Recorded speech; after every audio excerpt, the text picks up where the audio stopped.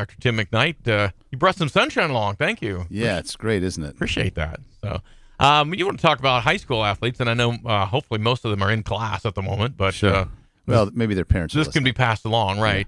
Yeah. And the seasons, particularly the multi-sport athletes, right? Because like, when do they get a break? Yeah, they don't, and it's a lot of any high school athlete now. Even volleyball starts way before the season, and it's Really? a lot more rigorous. Yeah, you should know, right? It's a lot more rigorous and more challenging physically than it ever was because they're training so hard. And some of these kids go into 2 or 3 sports, and I've seen stress fractures in feet. I've seen stress fractures in the spine, and a lot of musculoskeletal bursitis. So I'm thinking of softball players and pitchers, baseball players who are throwing. They get sore shoulders and elbows, and they're just trying to get through the season. I'm thinking of the track athletes that have a lot of aches and pains in their feet, bad shin splints, hamstring pulls, and all these things. And some of these kids are going to go, you're going to go right into summer, and they're going to be training for their fall sport. And summer can be convoluted with every sport. Absolutely, yeah, exactly. For every sport. Yeah, and that's the point. I mean, to be a really elite athlete anymore, a lot of them just pick one sport, but they're training all year round, and they're training at school, and then they've got a personal trainer. So it's a lot different than when you and I were in high school and we just went from one to the next and didn't think about the one we left behind. But so the most important thing that I want to say is even the professional athletes have to have a downtime. They have an off season. And sometimes these kids don't do it. And so they really need to. That hamstring that's tweaked, you don't start training for football, when school's out and baseball's over. It's time to let that recover. Yeah. It's time to see somebody to work that out. If you've got a sore shoulder because you're a pitcher, you need to be seeing somebody to help fix that, because if you don't fix it, it's going to continue right into the next season or the next sport. So it's just crucial that they take a month off. Now, it's hard for a lot of these kids because they're so dedicated, but they really need to take time off and make sure everything's healed. Now, if there's no injuries that they're trying to rehab, then I'd say just take 2 weeks off. Don't do anything. Just let it rest. But you shouldn't return to the next sport until that hamstring, that shoulder, that foot, that back has been healed. So as soon as school's out and it's time to go to Dr. Jakubowski, massage therapist, physical therapist, your doctor, get those things taken care of. The next thing is, okay, so how are we going to start training for our next sport? So maybe a fall sport. Well, almost every sport now requires core strength. It requires strength in the legs and the glutes. And so that means some type of leg exercises, whether it's squats or deadlifts. But I'm really leery of having these young athletes do deadlifts and even squats unless they're really, really careful. And they've got somebody that not only has done them in high school, or sometimes even the trainers or the people that are supposed to be helping these kids don't fully understand what they're trying to do. And we see this all the time over at barbells when these high school athletes come in. The experts there are pointing out to me, this kid, see they're doing this wrong. And they're throwing a lot of weight on the bar, but they're going to hurt themselves. And then eventually they're going to hurt their back. And when they're older, that back pain doesn't go away. Yeah. And so a lot of times it's you're blessed with a strong, healthy, fit, flexible body. But if you overtrain it and you injure it, you're going to have not only problems for your sport as a senior the next year, but for the rest of your life. So I would say these kids got to make sure that they get trained right, that they do it right. And if you ask anybody who spends time in a gym, like a trainer who's seen this, or in powerlifting or bodybuilding, they'll tell you it's not about the weight. Don't try to impress people with the weight you're doing. Try to do it right. So I can't emphasize that enough. So when you're starting with the training after an off season, regardless of the sport, it really starts with kind of endurance training. You're trying to build your endurance up, and then as the season gets closer, you're going more towards the. So if it's a running sport or volleyball or something, you're going to be doing more of the endurance work to build your lungs, your cardiovascular. Then as the season gets closer, for say volleyball, they're going to be doing a lot more jumping and sprinting and the quick movements, the agility things. you don't want to start that too early because that can be hard on the joints. You need to build the cardiovascular system up, and you need to build the joints up with the weightlifting and the endurance training, and then you go for shorter bursts, the plyometric kind of things. And it's the same for football. You start with your endurance. You spend time in the weight room, and when you're lifting weights at that point, you're doing 4 or 5 sets of 8 to 10 reps. You're trying to build up your strength, and then you go for the short burst, the more plyometrics as the season gets closer.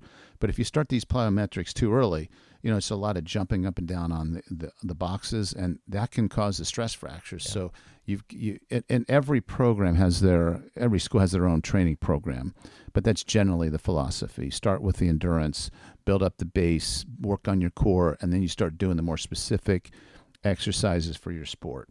But you don't want to go into a season with any kind of injury. And even cheerleaders, we see this. I see a lot of back injuries with cheerleaders, especially the tumblers, because I've always said they're really gymnasts. They call them cheerleaders, but they're gymnasts. And what they're asking them to do with these backflips is okay if they're really training for it. But a lot of them, they're not working on their core. They're not working on their glute and quad strength. I know you're big on bands. Yes. Is that a good replacement or supplement to the weights? Absolutely, and that's really good for the plyometric kind of movements.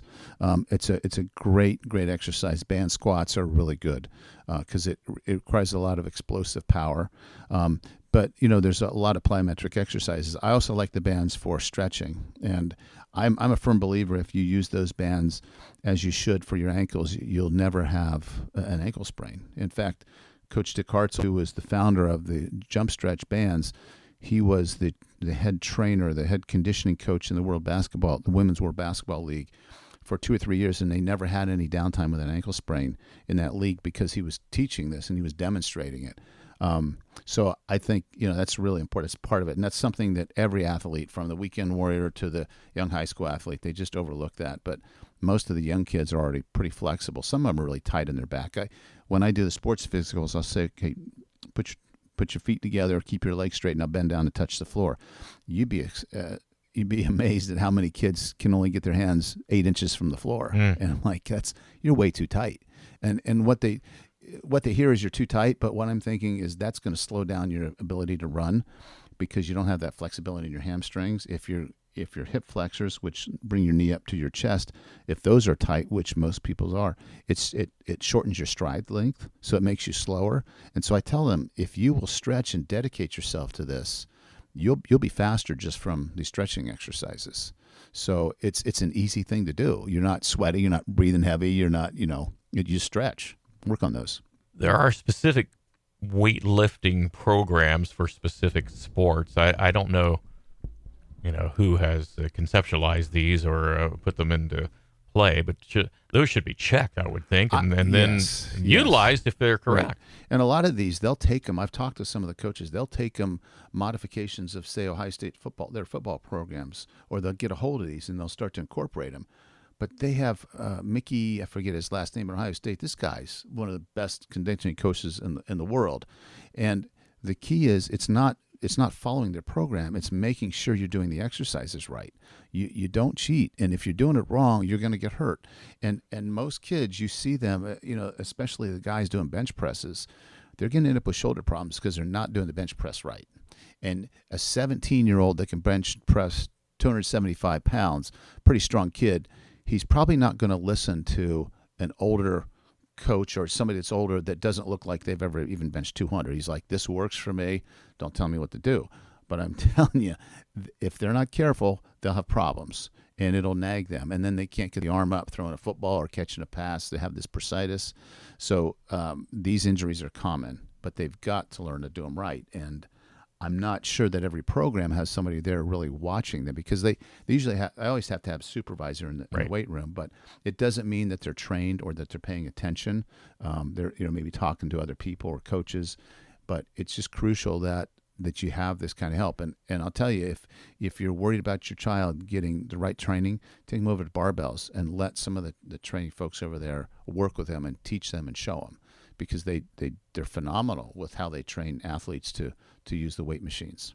So I guess it's somewhat obvious if you've got an injury, you should, like you said, wait it out. But between sports, especially during the school year, that those overlap. Yes. So what do you do about the guy that's in the third week of the football playoffs and the basketball coach is anxiously awaiting? Well, that's a tough one because usually those are the elite athletes. The coaches are salivating to get that kid on the court because he's one of their best. And usually these kids are, strong. They're flexible, but the wear and tear can be hard on them, and that's hard for a mindset of an athlete at that level. That's everybody's depending on him. They're just going to probably play through the pain. But that's one of the things that comes with maturity. As you go to the gym, you learn that my shoulder's tweaked. One more rep, I'm just going to do one more, and then boom, it's hurt, and you're out for a month. You learn over time, I got to listen to my body. And that's the one thing that a lot of these young athletes don't have that experience. They just push and push. So my point is they need to be honest with their parents. They need to be honest with themselves. And if they've got an injury that's nagging, just go see somebody. Go see Dr. Jakubowski, go see a physical therapist, sports medicine expert, and get it taken care of before it becomes limiting to their next sport. Well, most schools have a trainer, not all. Yes. That's the first person to ask, I would think, right on site. Yes. And I saw somebody the other day that was a basketball player and tweaked his finger, and the trainer said, it's not broke. Well, it wasn't broke, but he tore a ligament, and that finger it's a year old now. It's not going to be straight. So the trainer missed something there that could have been corrected early on. So a trainer does not always mean they're skilled at every injury. They should be at those common ones with high school athletes, but sometimes they're not. Sometimes they miss them. So if you're not confident in the trainer, go get a second opinion.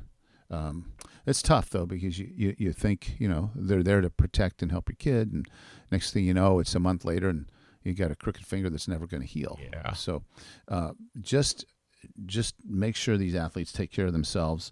Let's make sure the parents are involved and know what's going on, and let them enjoy their sport, but give them a break. My son went from track season, and he worked hard even in the summer in track, and he went right into football season. And about halfway through the football season, his foot was starting to hurt, and he couldn't run. And before you know it, it's a stress fracture, and he's done. And that was just a kid they run a lot in football, they run a lot in track, and running those track shoes on a flat tartan surface is tough on the feet. Yeah. And those things happen, and that's what we're trying to prevent. So, that was something that we should have known. He should have told us about that sooner. Fortunately, the trainer was really good and picked it up fairly early, but it was too far gone at that point. Yeah. Thanks, Jamie. Good try. That's right. Hey, well, Dr. McKnight, thank you. You're welcome. And again, it's always best to ask, right? Sure. All right. That's your Talk with the Doc this morning.